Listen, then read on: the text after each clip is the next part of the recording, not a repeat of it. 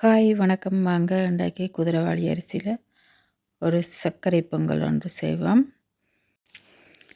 முதலில் அரிசியை எடுத்து நன்றாக 4-5 நேரம் பிணைந்து கழுவ வேண்டும்.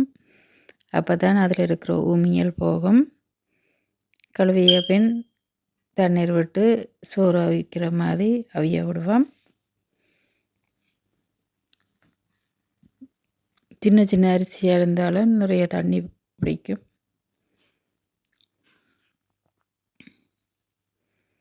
நன்றாக அவிய விடுவோம்.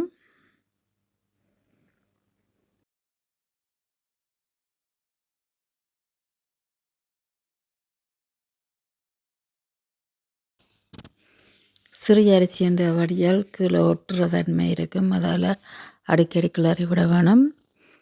சர்க்கரை சேர்த்து கொள்ளுவோம். சிறிதளவு உப்பும் சேர்த்துக்கொள்வோம்.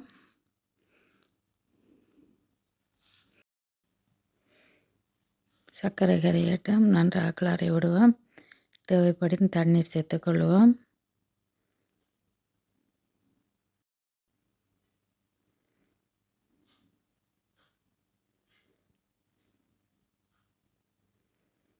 அடிக்கடி கிளறி விட வேணும். கீழே ஒட்டுற தன்மை இருக்கும்.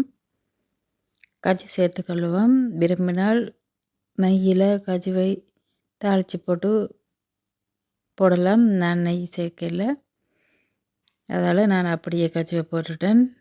டின்பால் தான் சேர்த்தினேன். நீங்கள் தேங்காய் பூ பசுப்பால் எது வேண்டாலும் சேர்க்கலாம்.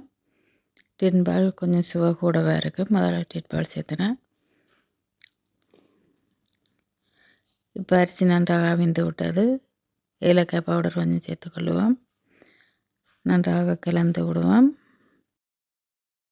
இப்போ குதிரைவாலி அரிசியில் சர்க்கரை பொங்கல் ரெடி. சுவையாக இருக்கும். நீங்களும் செய்து பாருங்கள். நன்றி. பாய் பாய்.